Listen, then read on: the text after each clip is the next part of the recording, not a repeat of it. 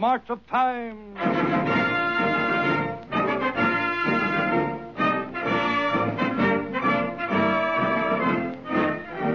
Life, the magazine of pictures, is edited to show intelligent American families the news of the week and the ways of the world's people. Life is edited for the families of men like Thomas E. Dewey, famed record-smashing district attorney of New York City. Says Mr. Dewey, life is not only entertaining and stimulating, life is unbiased and unafraid in presenting important news. It is a great combination of courage and color in picturing American life. Life is edited for the families of men like Joseph P. Kennedy, newly appointed United States Ambassador to Great Britain. Says Ambassador Kennedy, life is real and a good deal more than earnest in its vigorous, unbiased presentation of the news. It's marvelous. I look forward to reading it every week. And it is because life goes into the homes of families like these, today nearly 2 million of the best American families, that many advertisers are predicting that Life, before long, will be not only the most read magazine in the country, but the leading advertising medium. The new issue of Life is on sale at newsstands tomorrow, and more copies of Life are now being sold on U.S. newsstands each month than of any other magazine. Go to your news dealer. He will just have received his copy. And if you don't see Life, we suggest you ask for it. Tonight, Life, the weekly magazine of pictures, joins Time, the weekly news magazine, in presenting by radio the reenactment of memorable scenes from the news of the week. From the March of Time.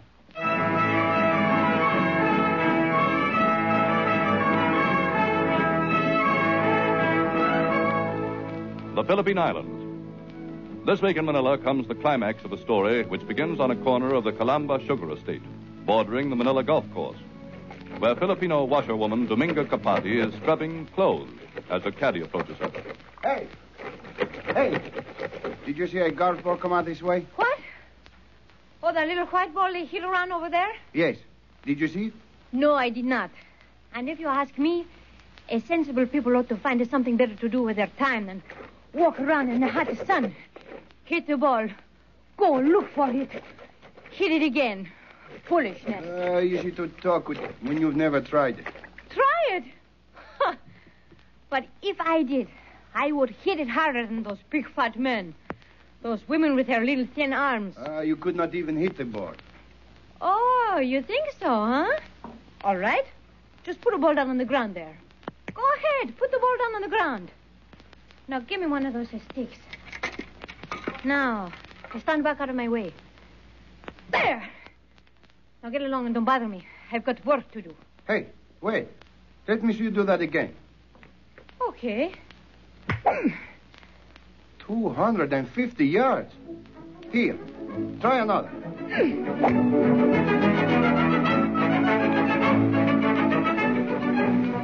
2 years ago, husky Dominga Capati swung her first golf club, hit her first golf ball.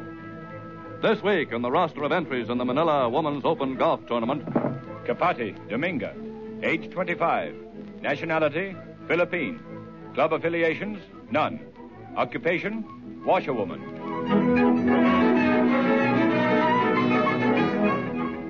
The opening day of the tournament. up to the first tee steps Dominga Capati, only native Philippine entry in the match. She tees up her ball, looks once down the fairway, swings.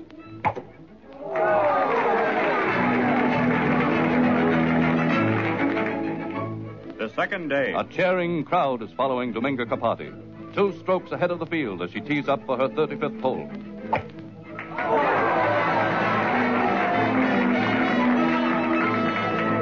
The final day. Dominga Capati is 4 strokes ahead of her nearest competitor, socialite Jean Morgan, as she prepares to putt on the 72nd and final hole of the tournament. Quiet, please. Quiet for Senorita Capati.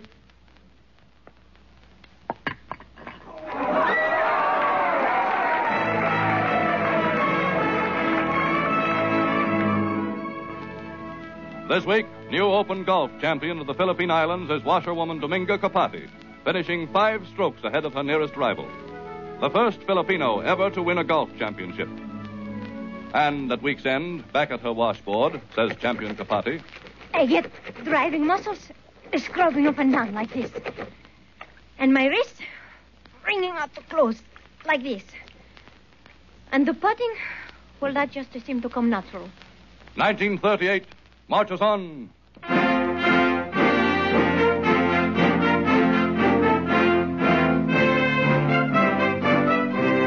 The USA, this week of 1938. There is a new situation at sea which our nation can no longer ignore. That new situation involves the actions of three naval powers, Germany, Italy, and Japan. Against that new situation, the United States must be prepared with a navy second to none, with a trained... This week in Washington, testifying on behalf of the U.S. Navy, a gray-haired, scholarly admiral sits in the witness chair before a House committee. He is William D. Lay, Chief of Operations of all the U.S. fleets. This week, putting the Navy on record for the first time in 22 years as naming a potential enemy of the United States on the high seas. In the hushed committee room, congressmen lean forward as committee members question the admiral. Admiral Leahy, are you suggesting that the United States abrogate the 1936 London Naval Treaty? The 1930 treaty allowed the United States and Great Britain 5 ships each to every 3 that Japan built. Japan, however, is reported to have exceeded the limit of the Treaty of 1936. So we must be armed 5-3 against Japan. Does it take 5 Americans to lick 3 Japs? That, sir, is the first time I have heard such an expression. Would you risk a fight with an equal Japanese Navy? I would be only too happy to take that chance. Admiral Leahy, isn't there some sort of an understanding between the United States Navy and Great Britain? Certainly not. How does it happen that Captain Royal Ingersoll, Chief of our Navy's War Council, has been carrying on consultations with the British Admiralty? Mr. Chairman, I object to that question. No, let him answer. Well, Admiral Leahy? Gentlemen, I cannot answer that question at a public hearing. Its answer involves a matter of vital importance to the interests and defense of the United States.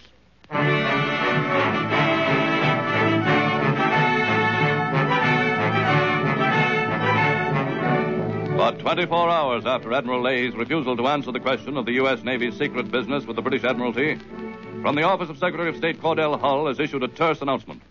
After a long consultation, the government of the United States, together with the governments of Great Britain and France, has approached the Japanese government with a request for information regarding the Japanese naval building program. If no reply is received by February 20th, the United States, Great Britain, and France will consider themselves free to adopt naval armament plans without limitation.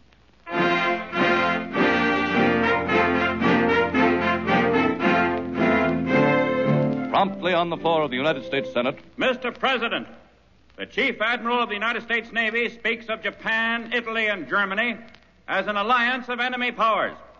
We have seen our State Department act as if in alliance with Great Britain and France. I demand to know the meaning of this.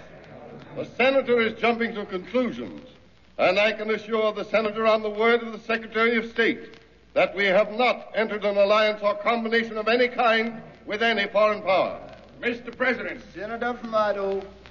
The important thing is that it looks as if we were allying ourselves against an enemy. And when other nations see that we are building a navy, the like of which has never been seen in time of peace, they can draw but one conclusion. These things cannot be whistled down the wind. These things lead to war. Mr. President, the governments of Japan, Germany, and Italy are each and every one embarked on wars of conquest. If the democracies act together, there is nothing strange about it. As for the United States, we must be prepared without alliance to destroy any power that dares to attack us.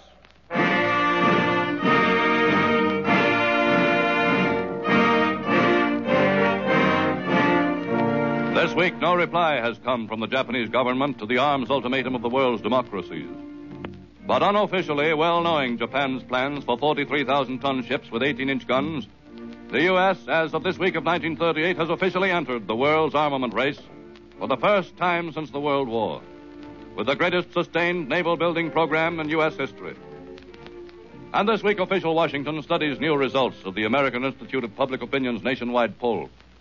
Tabulations received in our recent survey indicate that the American people are by overwhelming majority against war and against foreign alliances. Yet a majority of 74% of the American people favor a navy second to none. Time marches on.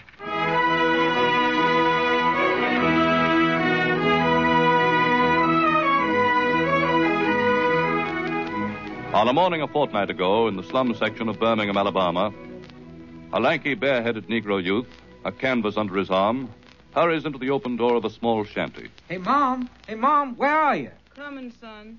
I'm coming. Oh, where are my paintbrushes? What'd you do with them? Dan, Gustus, what's all the excitement about? What do you want with them brushes again? You remember this picture I done called Morning? Yeah? Well, I'm going to enter it in that competition they have them for young artists. You gonna do what? That's right. Miss B had my picture hanging in the bookstore downtown. She said everybody liked it. Mm-hmm. And you know who said I should put my picture in the contest? Crawford Gillis. Who's he? Why, he's a big artist, Ma. Augustus, that there exhibition is for white folks. Oh, Ma, that don't matter. Not in something like painting. Son, them white folks ain't gonna hang up a colored boy's picture. You know that. Well, look at Paul Robeson, Paul Lance Dunbar, and Bill Robinson. Nobody cares what color they are. Or get my paints, Ma. I got work to do. To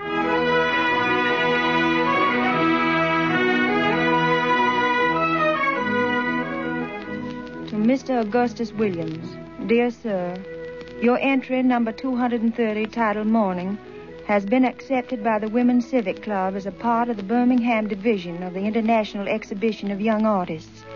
The exhibition open to the public will be held at the Birmingham Public Library.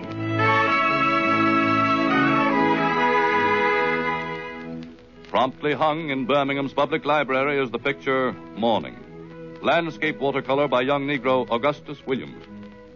Promptly next morning, off to see his picture hanging on exhibition goes artist Williams. Returns an hour later to his home. Well, Augustus, what did the folks say about your picture? They liked it, Mom. Is it got a lot of pictures hanging up there? Not so many. Well, how'd yours look? It look good against the rest? I guess so. Augustus, what happened when you got there? Nothing, Mom. The guard just said niggers weren't allowed. That's all.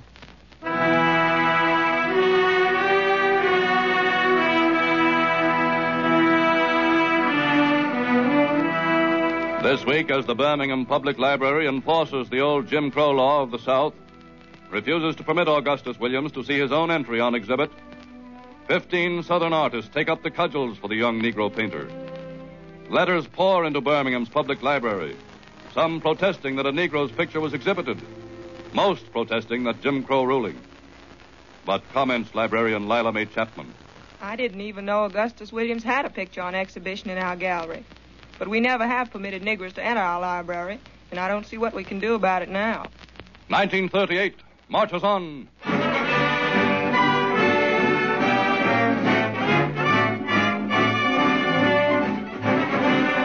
New York City. The small businessmen of this country are going to Washington and make history. We're going to get a hearing. We're going to tell the president what's what. We're going to punch and punch hard, holler and holler like hell.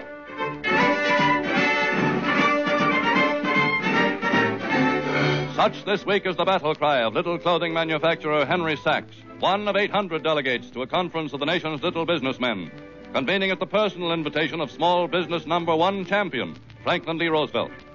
Declares little oil man Alfred Mossman Landon. Those little fellows can give the president some good advice. They are the backbone of the nation. Augurs Republican news pundit Mark Sullivan. Mr. Roosevelt is at last looking for useful guidance. Herbert Clark Hoover. Small businessmen of the nation will bring to Washington that element of common sense and stability so desperately needed at the present time.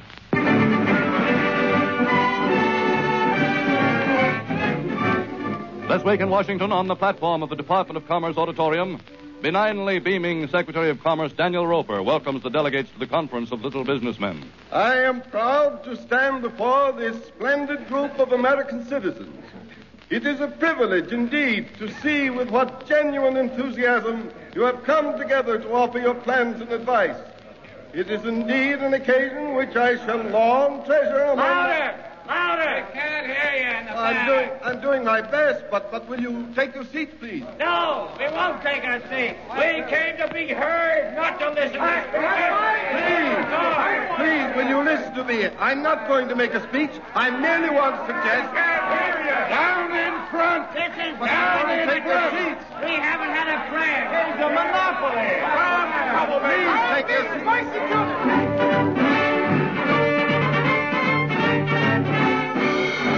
Second day of the Little Business Conference. Gentlemen, on behalf of the delegation from New York, I request that we get on with this day's business. Who gave you the right to talk for New York? Who gave New York a right to talk? What? New York thinks it's the whole United States. Brooklyn!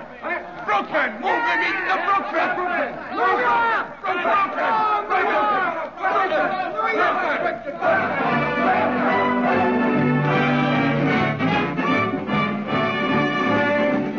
Third day of the Little Business Conference. Mr. Chairman!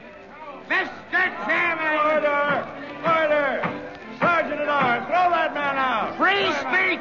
Free speech! Let go of me. I demand my civil liberty. I demand a new home. I demand a new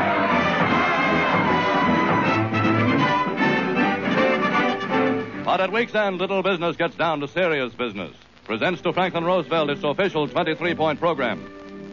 Number 1 point on the program of Little Business. Repeal of the corporate surplus tax. Number 2 point. Amendment of the Wagner Labor Relations Act. Number 3 point. Cheaper loans to small business for new plant and equipment. Other points on the Little Business program. Federal economy, social reform, government hands-off business, big and small. And at week's end, comments New York Times correspondent Arthur Kroc. The week had plenty of little laughs at the expense of little business. But the big laughs were on the big men who've been beating the drum for the little men. And the biggest laugh was on the big man who invited the little men to Washington, Franklin D. Roosevelt. Time marches on.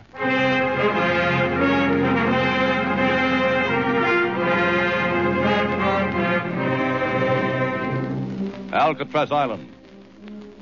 In the most grim and formidable of U.S. penitentiaries, one night this week, 2 guards approach the entrance to the cell block. Unlock and throw the heavy bolts. Roll back the massive steel door. Pause a moment on the threshold, then begin to walk slowly down the dimly lighted corridor towards the cell, which for 5 years has been occupied by prisoner number 85, Scarface Alphonse Capone. Everyone's quiet except him. Yeah, sounds cheerful enough. I guess his troubles are over. Number 85. Here we are. All right, Capone. Got to come along with us now. Yeah, you better quit singing, fella. Keep the others awake. Nice song, huh? Yeah. Come along now. Come with you? Yeah, that's right. Okay, but wait a minute. What's the trouble? My bed. I got to finish making my bed. It's 3 o'clock in the morning. I made it as good as I could, but there's always a wrinkle in it.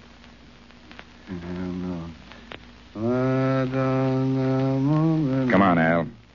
We'll send a guy down to fix your bed. Okay. But I ought to smooth it out a little. Don't you think I ought to before I go?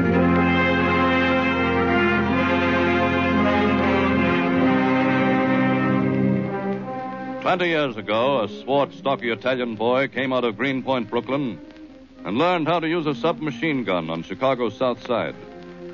Rode in an armored car, shot craps with $1,000 bills, sent floral tributes worth a fortune to the funerals of his victims, became the hero of short stories, movies, plays, the number 1 beer baron and big shot of the Prohibition era. This week, with eligibility for parole only 10 months away, into the hospital record at Alcatraz prison goes the entry... Number 85, Alphonse Capone. Hallucinations and mental collapse. Time marches on.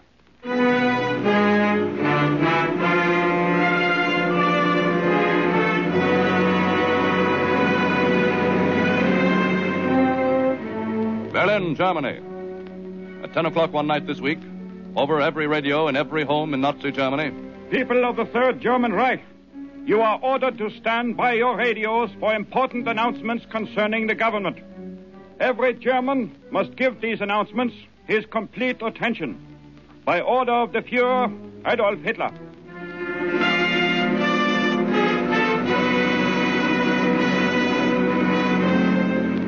Such is the first hint to come to the German people of the events of a momentous week in Nazi German history. A week which brings to a climax the 5 years of growing friction between the Nazi political party of Adolf Hitler and old-line conservatives of the German army and aristocracy. A week which begins when into the private chancellery office of Adolf Hitler walk 6 Reichswehr generals, led by Chief of Staff Ludwig Beck and bemonocled Prussian Field Commander Werner von Frisch. We have come to you on certain grave matters which concern not only the army, but all Germany, Reichsführer. Of course, gentlemen. The aid we have been giving to General Franco in Spain, Reichsführer. Gentlemen, General Franco is combating the menace of Bolshevism, the greatest menace in the world today. Reichsführer, we have much to lose in Spain, nothing to gain. We have drained the resources of the German army to help a doubtful cause. It is time to call a halt. Is this the feeling of the army? It is the feeling, Reichsführer, not only of the army, but of your ambassador to Austria, von Papen, your foreign minister, von Neurath, of many of the highest men in the Third Reich. So, von Papen, Neurath, I see. The alliance with Italy. Again, we feel it is of doubtful value. And the persecutions of the church. In the past, the German people have fought and have suffered with faith in God. Germany cannot abandon that faith now. We trust, Reichsführer, that some action may be taken on these matters as soon as possible. And if such action does not meet with my approval? In view of the feelings of the army, Reichsführer, we have every confidence that your approval will be granted.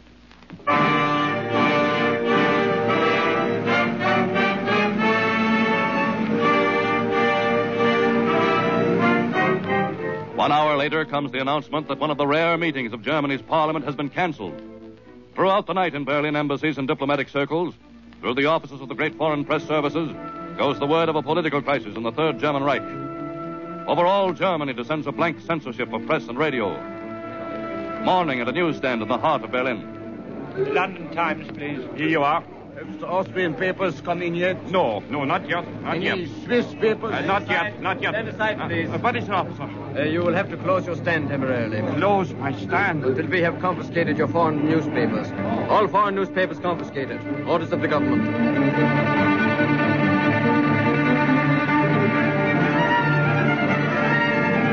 All through the following night, lights blaze at the Chancellery. Chief of Police Heinrich Himmler comes and goes. 3 o'clock the next morning, the German embassy in Vienna, post of conservative aristocratic Franz von Papen. Hello? Berlin calling Your Excellency. Go ahead, Berlin. Hello? Papen, this is Ribbentrop. Oh, yes. You are ordered to return to Berlin at once, Herr von Papen. Return to Berlin? But Ribbentrop, I can do that only on the orders of the foreign minister. I have just been appointed foreign minister by the Führer. Yeah, but You are hereby relieved of your post as ambassador to Austria, Herr von Papen. You will return to Berlin at once.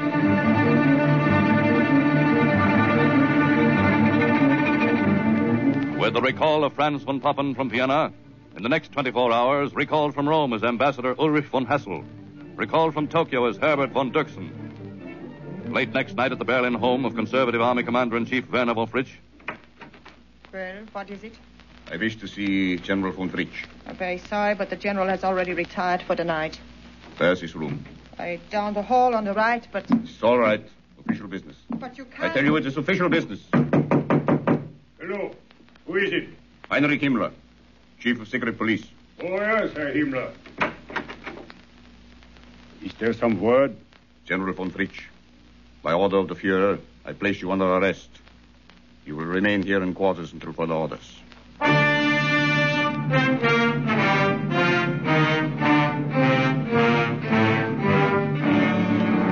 So at week's end, with the arrest of Werner von Frisch, conclude 6 days of virtual rebellion of conservative army officers against the authority of Adolf Hitler.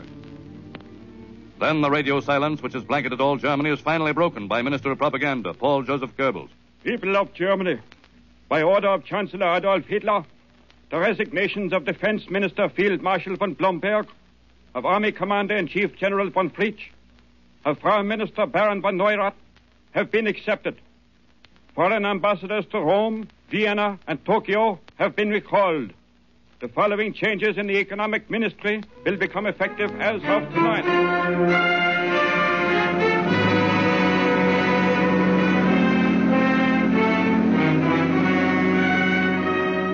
In 6 days this week, Adolf Hitler completes a swift, secret purge of approximately 180 rebellious conservatives of the German Army and Diplomatic Corps. In 1934, Adolf Hitler carried out an equally swift but bloody coup, which saw the execution of hundreds of his own Nazi party members. A purge followed 1 month later by the assassination of Austrian Chancellor Engelbert Dollfuss by Nazi agents. Followed 11 months later by the abrogation of the Versailles Treaty clauses, which launched Germany on her program of rearmament. This week, whether the purge of 1938 presages new German adventures in Austria, in Czechoslovakia, in Spain, is known only to the Führer. And with rumors tonight of open revolt among officers and men of Berlin's crack Prussian regiments, only hint of the future course of German destinies is the statement to his people of Adolf Hitler. Henceforth, I, personally, will exercise direct command of the entire armed establishment of the Third German Reich. Time marches on.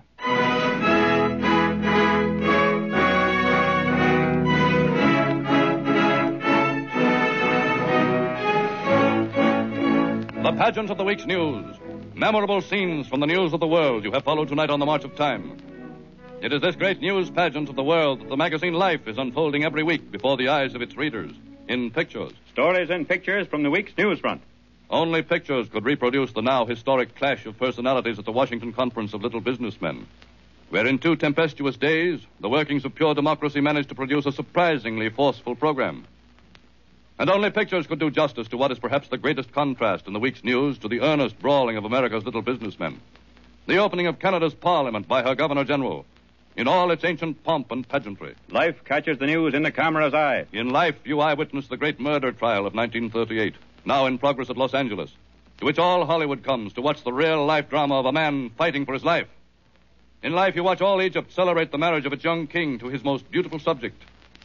And in Life, you watch Japan's sacred Buddhist service of thanksgiving for the fall of Nanking. Life takes you abroad.